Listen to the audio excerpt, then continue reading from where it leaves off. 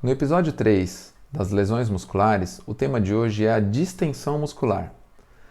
Vou falar o que é, quais são as principais causas, como tratá-las e quais exercícios mais recomendados no progresso de um tratamento de reabilitação. Se interessou? Fica comigo aqui até o final do vídeo.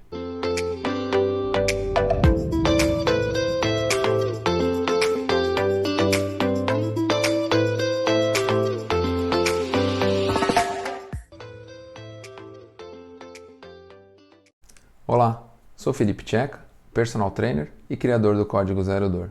O tema da nossa aula 3 da série Lesões Musculares é sobre a distensão muscular, que a gente ouve tanto falar. Então, já te peço, se inscreve no canal, compartilha esse tema com os amigos. Se você joga futebol, corre, faz qualquer tipo de esporte, você pode ser o próximo, infelizmente, a sofrer com essa condição. Nesse vídeo eu vou falar quais são as principais causas, por que você tem uma recidiva de lesões e não consegue melhorar. Então, vamos lá. O que é uma distensão muscular? É um estiramento, é um processo que há um esticamento maior do que a fibra muscular pode aguentar, chegando até romper algumas fibras, ou muitas fibras, tá? Principalmente na junção miotendínea, que é a junção, é onde fica a aproximação do músculo com os tendões, onde faz essa ligação dos músculos e os tendões. Pode ver aqui nessa imagem que aqui nós temos a parte óssea, parte branca, né? A continuação da parte óssea, conectado na parte óssea, vem o tendão, e esse final de processo de transmissão do tendão para o músculo é a junção miotendínea. Normalmente, né, essa lesão que acontece ao rompimento de algumas fibras ou aquela estirada maior das fibras é um processo de distensão, mas não tem relação com o estiramento muscular. A distensão muscular acontece na junção miotendínea, que é essa ligação. O estiramento muscular vou falar em outra aula. Normalmente a lesão, né, da distensão muscular, ela é um tipo de lesão sem trauma. Então, se você joga futebol, joga tênis, corre, faz bike, essas lesões acontecem não é por conta de trauma. A lesão de trauma, eu falei na aula anterior, é a contusão muscular. A lesão sem trauma é a distensão muscular. Então, basicamente, essa é a diferenciação entre as duas. Como que acontece a distensão muscular?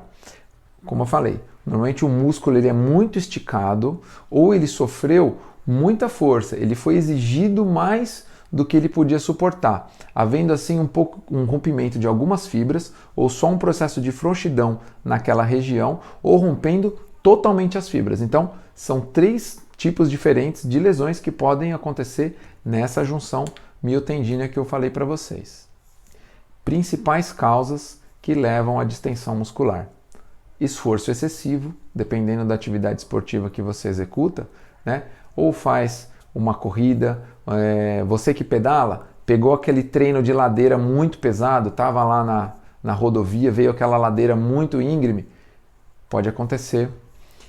Exercícios para você que é corredor, treino de sprint, treino de tiro, forçou demais, pode acontecer uma lesão dessa nos seus músculos da perna, na sua panturrilha. Joga futebol, fez aquele processo de bola longa, teve aquela bola longa, saiu correndo para buscar aquela bola, o atacante correu, deu aquela sentida, acontece. Jogador de basquete, eu jogo tênis, então você está lá no fundo da quadra, o jogador deu aquela bola curta, você deu aquela arrancada para buscar aquela bola perto da rede, pode acontecer, principalmente no processo de diminuição da velocidade. Depois eu vou falar exatamente sobre isso. Maior incidência de lesões acontece nos atletas de final de semana, né? Aquela pessoa que só joga tênis de vez em quando, ou joga só o futebolzinho de final de semana com os amigos todo sábado, ou só dá aquela corrida também de final de semana, vai no parque enquanto os amigos dão aquela corrida. Esse é o maior grupo de pessoas que pode ter uma distensão muscular. E normalmente as pessoas pensam, bom, se a pessoa treina pouco, a fibra muscular está descansada. E é exatamente o que acontece. Ela está descansada, mas ela está descansada por tanto tempo e ela nunca sofre um esforço repetitivo dentro do natural. Então, quando ela vai sofrer o esforço, o grau de força dela é baixo. Então, esse é um dos problemas que levam as pessoas que treinam só de final de semana às lesões musculares. Ou o oposto, treinos de intensidade muito alta, não dá tempo da musculatura se recuperar. Também leva, né, porque não tem o recovery, não tem o descanso necessário para essa musculatura estar pronta para um próximo estímulo.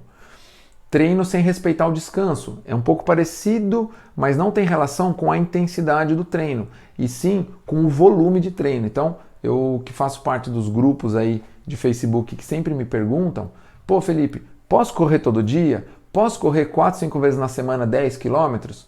Vai acontecer. E aí o que acontece? O descanso, ele é uma combinação de alimentação balanceada, de sono, hidratação, todo esse processo de descanso, né, dentro também do seu processo de força e trabalho regenerativo dessa musculatura, leva a uma boa qualidade para o seu próximo treino. Quando você não alcança um bom equilíbrio de treino, só tem volume alto, vai acontecer, inevitavelmente, né? Outras pessoas que falam para mim, não, eu corro desde os 20 anos e eu nunca tive lesão, até surgir a primeira. E aí eu vou falar exatamente, porque depois que surge a primeira, não para, é uma sucessão de lesões. A gente vai falar disso nesse vídeo também, tá bom? Agora presta bem atenção. Para você que tem aquela recidiva de lesões, lesionou a panturrilha, aí na outra semana passa lá 15, 20 dias tratando, pega o posterior da coxa, passa mais um tempo, pega o adutor, volta a panturrilha. Provavelmente você está sofrendo, tá, com um problema de saúde bucal, está levando uma bactéria que dá cárie, né? Então, normalmente as pessoas que têm cárie nos dentes têm uma bactéria chamada de Streptococcus beta hemolítica. Essa bactéria, ela tem uma predisposição aos músculos e às articulações. Então, eu recomendo que, se você está nessa recidiva de lesão, uma vez por mês está tendo aquela lesão, aquela dor muscular, aquela sensação de agulhada na musculatura, procure um dentista. Para as pessoas que não praticam atividade física, também acontece situações que levam à distensão muscular. Então, idosos levam normalmente a algumas situações de distensão muscular, tá? Por quê? Porque como eles normalmente são sedentários, tá? Alguns idosos, claro. E aí a inatividade física leva à diminuição do grau de força muscular. E aí quando essa pessoa precisa fazer uma ação muscular de força e básica, sentar e levantar do vaso sanitário, como eles já têm muita dificuldade, o baixo grau de força, vai segurar numa barra, ou vai sentar numa cadeira de rodas, ou vai ter ajuda de uma terceira pessoa, né, ou de um auxiliar, de um cuidador. Essa pessoa precisa executar muita força para esses movimentos. Pode assim levar a uma distensão muscular. Pessoas também que trabalham em tem alguma atividade laboral que exija movimento repetitivo. Então, pessoas que trabalham em indústria, né, carregando máquina pesada, ou pessoas que trabalham como operários na indústria civil, normalmente tem essa quantidade de lesões também musculares, de distensão muscular, por conta do seu trabalho.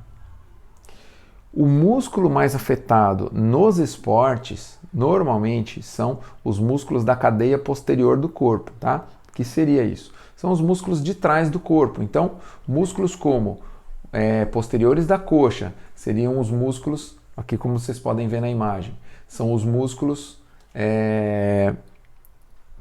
que executam o trabalho de força excêntrica, que seria a força de frenagem, a força de desaceleração. Essa cadeia posterior é a grande responsável, acaba sendo assim a mais acometida por conta das lesões de distensão muscular. E na cadeia posterior nós temos também a panturrilha, que pega muitos corredores, tá? Os ciclistas pegam muito posterior de coxa e os corredores pegam muito a panturrilha. Aqui, como vocês podem ver, o nosso amigo deve ter sentido aquela dor, aquela fisgada, e aí futuramente eu vou trazer para vocês uma lesão específica do corredor, tá? Chamada de síndrome da pedrada. E aí eu vou trazer todos os detalhes dessa lesão e também os seus tratamentos. Vou falar agora um pouco dos sintomas que a distensão muscular causa? Primeiramente é aquela dor intensa, tá? Parece que você tomou uma espetada ali naquele músculo e normalmente ela acontece muito próximo a uma articulação, já que a lesão aconteceu na junção miotendínea. Então ela é muito próximo daquela articulação que está na inserção daquele músculo. Seguido de fraqueza muscular. Dependendo da lesão, até uma certa frouxidão naquela articulação, sabe? A perna fica meio solta, você tem insegurança para executar determinados movimentos. Então, a dificuldade de movimentos naquela região também é um dos sintomas. Seguido de hematoma. Depois vocês vão ver que eu vou colocar aqui a classificação das lesões. O hematoma é uma consequência. Por quê? Porque no final do músculo e a conexão com o tendão é uma região que já é irrigada, já passa sangue naquela região. Conforme há um rompimento de fibras, já há uma formação de edema, já há uma formação de hematoma, e aí você consegue ver através da pele aquela região que vai ficando roxeada, né? E também há um pouco de inchaço e até um aumento da temperatura da região. Então são esses os sintomas que vocês vão notar caso sintam alguma sensação de distensão muscular. Vou trazer para vocês agora a classificação dessas lesões, tá? Elas podem ser classificadas em 3 tipos diferentes, então elas são de graus evolutivos. O primeiro grau, como vocês podem ver aqui, é o grau 1, que é o grau em que há só o estiramento de algumas fibras. Elas esticaram além do ponto ou fizeram força além do ponto e gerou uma pequena frouxidão naquelas fibras, tá? E aí não há um roxo na região, como vocês podem ver, mas há uma sensação de dor local, aumento da temperatura, até um pouco de inchaço. Esses são os sintomas da lesão no grau 1. Já na lesão de grau 2, já tem um pouco de rompimento já além do grau 1, porque já há um pouco de edema, já há formação daquele derrame naquela musculatura, né? Formou sangue. Então, é uma característica dela, já há um princípio daquela área roxeada. E a lesão de grau 3, né? Como vocês podem ver, houve o rompimento das fibras. E aí é uma dor muito intensa, há um inchaço local e o grande roxo que acontece naquela região. E aí é importante, nessas fases, você ter o tratamento adequado. Por isso, dependendo da situação que você se encontrou, teve aquela lesão e já teve aquela primeira análise que você pôde ver da região, dependendo de como for, se percebeu que é um grau 3, o ideal é procurar um ortopedista para ele orientar melhor o seu tratamento inicial. Vou falar para vocês agora o processo de tratamento, tá? Todo tratamento de distensão muscular, ele tem 3 fases.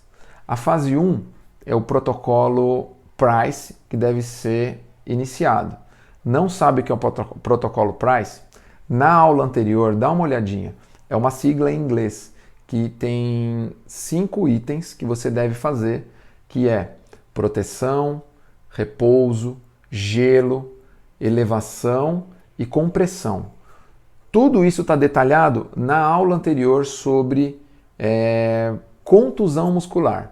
Então, vai lá na minha aula de contusão muscular, eu estou explicando em detalhes o processo do protocolo americano, né, o processo da sigla Price.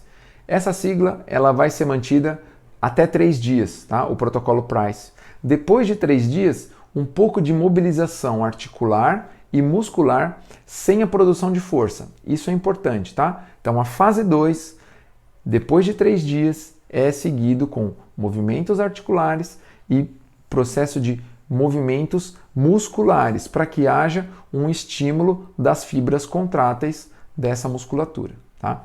Seguimos para a fase 3 do processo de tratamento da distensão muscular. Então, depois de uma semana é entrado a fase 3 do tratamento. Vou começar a falar para vocês da fase 3 do tratamento, tá? Só recapitulando, a fase 1, 3 dias de tratamento no protocolo Price. Fase 2, até completar uma semana. Então, os primeiros 7 dias, já contando os primeiros 3. A fase 3 inicia com uma semana já completa de tratamento. Iniciou a segunda semana de tratamento, é a fase 3, com exercícios de contração isométrica de baixo grau de força, evoluindo para exercícios de contração isotônica, que são exercícios com movimento. Eu vou explicar daqui a pouco os exercícios específicos que você deve fazer para melhorar o seu processo de reabilitação. Agora eu vou falar do trabalho de tratamento feito para lesões de grau 1, que são as lesões só do estiramento das fibras daquela junção miotendínea, tá? Protocolo Price, 3 dias. 72 horas depois, exercícios isométricos de exercícios de estabilidade e de mobilidade articular. Passou de uma semana até 2 semanas, você vai fazer exercícios de propriocepção. São exercícios para ganho de equilíbrio. Seguindo, a partir da 3ª semana, você já está liberado para fazer as suas atividades de forma gradativa. Vai diminuindo. Você não deve voltar à atividade que você estava anterior à lesão. Você deve voltar de forma gradativa à sua prática esportiva. Nas lesões de grau 2, em que já há parcial ruptura dessas fibras, é indicado o início do trabalho com os 3 primeiros dias de protocolo Price, 72 horas com o trabalho de movimento articular e movimento muscular sem a produção de força, de 1 a 3 semanas, então os próximos até 21 dias, você vai fazer um trabalho de força isométrica, seguido de força excêntrica e mobilização articular. De 4 a 8 semanas, então a gente já está chegando até 2 meses de tratamento. Percebe que a lesão de grau 2 ela já é mais ampla. Você deve seguir até 2 meses sem a prática esportiva. Então, a partir da 4ª semana, que é o primeiro mês fechado do trabalho de reabilitação, aí você vai começar exercícios de força isotônica, que teria o início de movimentos articulares na produção de força, seguido de trabalho de propriocepção, que é o equilíbrio, alongamentos leves, tá? E gesto esportivo. Na fase 2, um detalhe que eu deixo para vocês, jamais produzam alongamento estático, tá? Por quê? Se a nossa fibra se lesionou de forma até com rotura parcial, ela está tentando se reaproximar para fazer aquela cicatrização. Se você ficar fazendo alongamento muito forte, o que vai acontecer? Elas vão distanciar de novo. Não é o ideal. Então, o alongamento ele tem que ser muito baixo e a partir da fase 3, nunca na fase 2, tá? Fica esse detalhe para vocês. Lesões de grau 3, lesões com a ruptura total daquela fibra miotendínea. Início com protocolo Price, 3 dias, sempre assim.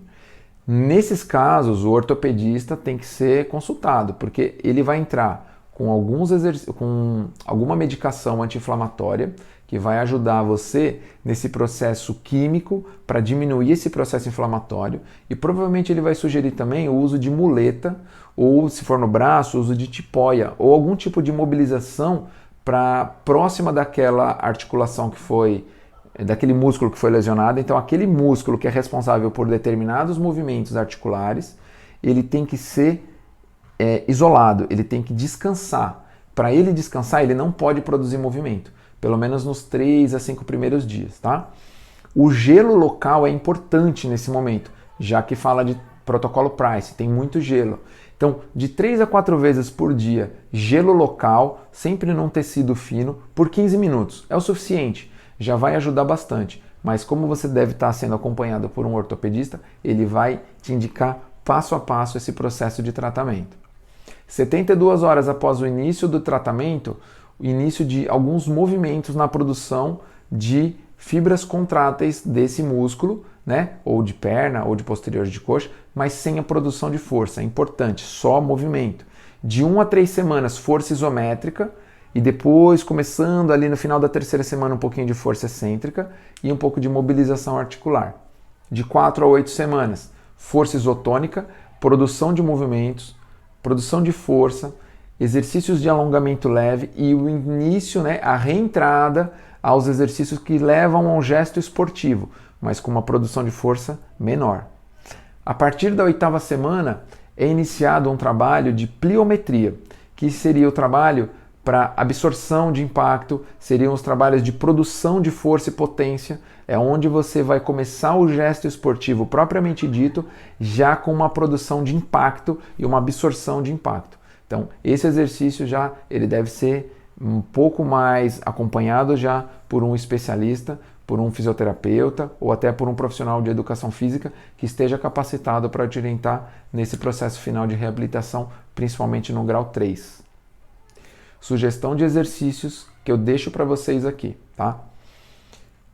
Vou só explicar a diferença dos exercícios isométricos e dos exercícios isotônicos. Os isométricos são aqueles exercícios que não têm movimento articular e que você faz a produção de força através da contagem do tempo. Então vamos lá. Se eu estou fazendo um trabalho de reabilitação para minhas fibras do bíceps, tá? Quero produzir força, mas eu não quero produzir movimento do cotovelo. Então eu vou gerar uma força no bíceps, mas eu não estou gerando o movimento da articulação, nem do cotovelo, nem do ombro. Isso é um trabalho isométrico. E esse trabalho ele pode ser feito por uma sugestão de tempo. 30 segundos, 40 segundos, dependendo da situação. O movimento isotônico a gente tem dois. O isotônico concêntrico, onde eu aproximo as fibras, e o isotônico excêntrico, onde eu distancio as fibras, vencendo uma resistência através de uma frenagem. Esse movimento excêntrico é o principal na produção de força para a reabilitação desses músculos, principalmente dos posteriores de coxa. No meu site, no códigozerdor.com, tem um pacotão de exercícios que eu deixei lá. Entra lá, faz o download desses exercícios. E aí, em cada protocolo de reentrada, né, de reabilitação, você tem lá, grau 2, exercícios isométricos. Pega o meu pacote de exercícios e eu vou falar lá, exercício isométrico tal, exercício isométrico para o posterior da coxa, exercício isométrico para o quadríceps, que é o músculo da frente da coxa. Sugestão de tempo, 30 segundos, 40 segundos. Se é com duas pernas, se é com uma perna, lá está tudo explicado. Depois tem os exercícios isotônicos. Eu vou fazer a contagem de repetições. Eu sugiro 10 movimentos, eu sugiro 15 movimentos. Então, esse pacote de exercícios está lá. Pega ele, faz o download, guarda e aí você pode colocar esses exercícios no seu trabalho de reabilitação. Caso você não esteja lesionado, melhor ainda. Pega esse pacotão de exercícios e insere na sua rotina diária de treinos. É importante o trabalho de reequilíbrio muscular no processo de prevenção de lesões. Vou falar um pouco das recidivas de lesão, que seriam as lesões que são repetitivas. Pô, todo mês eu estou lesionando a panturrilha, eu melhoro, tomo lá um remédio, faço um trabalho de gelo, volto a praticar o meu esporte, meu tênis, meu futebol, de novo pego o mesmo lugar. O porquê que isso acontece? A principal causa são as lesões maltratadas. Principal, tá? E não importa o grau da lesão. Se você teve uma lesão grau 1, que é a mais leve, e não tratou, ela vai bater de novo, ela vai bater de novo, ela vai bater até chegar a uma grau 2 e até evoluir para uma grau 3. Então, a primeira lesão ela tem que ser muito bem tratada. Lembra que eu falei no começo do vídeo sobre pessoas que nunca tiveram lesão na corrida, e aí teve a primeira, e aí começa a virar uma bola de neve, teve a segunda, teve a terceira no mesmo local? O que acontece? A fibrose, que é a cicatriz dessa musculatura, ela não deu uma ancoragem boa nessa fibra muscular que foi lesionada. Então ela fica sempre com um espaço naquele ventre muscular e toda vez ela solta. Você exige de novo dela e ela solta. E muitas vezes acontece por quê? Porque as pessoas fazem o quê? Tomam remédio anti-inflamatório, tá? Principalmente o ideal é ser orientado por um médico ortopedista, ele que tem que prescrever essa medicação, e as pessoas fazem gelo local. A dor diminuiu. O que a pessoa faz? Tô bom, posso voltar a produzir meu treino normal. Volta na planilha onde estava, ou volta na sua rotina normal de treino, de corrida, de bike, de tênis, né? Enfim, e lesiona de novo. Por quê? Porque você diminuiu o edema muscular, você diminuiu o processo de dor local ou até inchaço, mas você não aumentou o grau de força da sua musculatura. Essa musculatura ainda está com aquele princípio de estiramento. Quando você produz força de novo, ela exigiu, ela volta a sentir dor. E a segunda, terceira vez, é um dos fatores dessa recidiva de lesão. Então, muito cuidado. Faça um trabalho de recuperação, de reabilitação adequado para que você consiga um sucesso, uma volta plena às suas atividades esportivas e não se lesiona toda vez e você vai acabar desestimulando a sua prática. Outro fator que leva à recidiva de lesões é o desequilíbrio muscular, tá?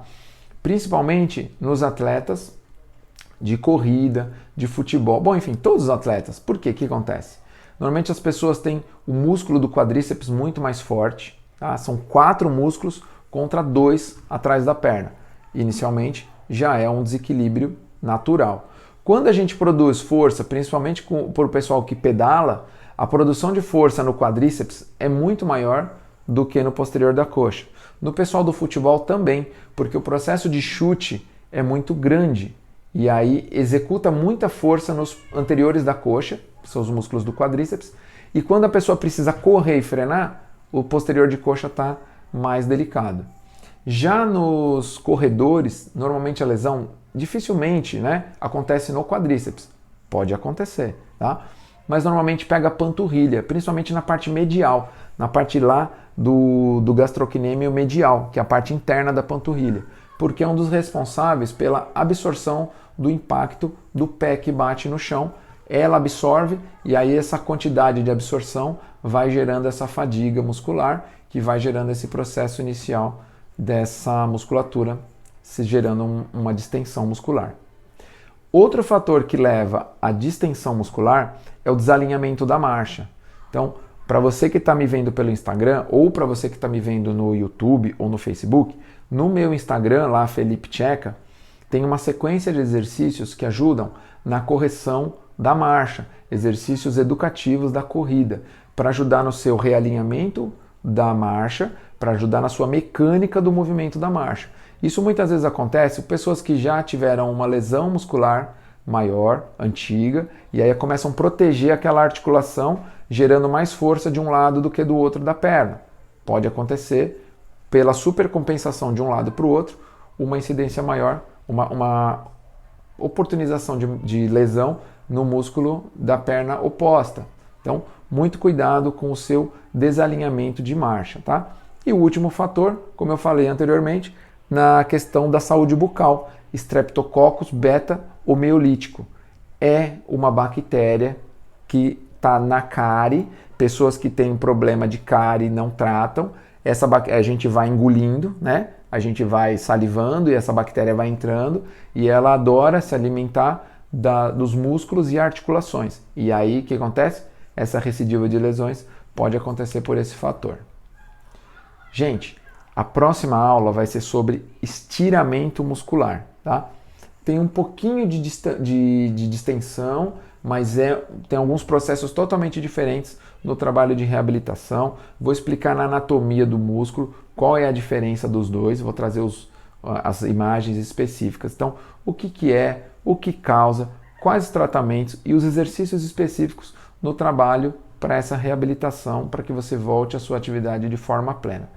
Peço de novo, se inscreva no canal, compartilha com os amigos, faz o download do pacotão de exercícios e quando fizer, me marca nas redes sociais. Eu quero saber o monte de gente que eu estou ajudando. Legal? Conto com vocês na próxima aula. Um abraço.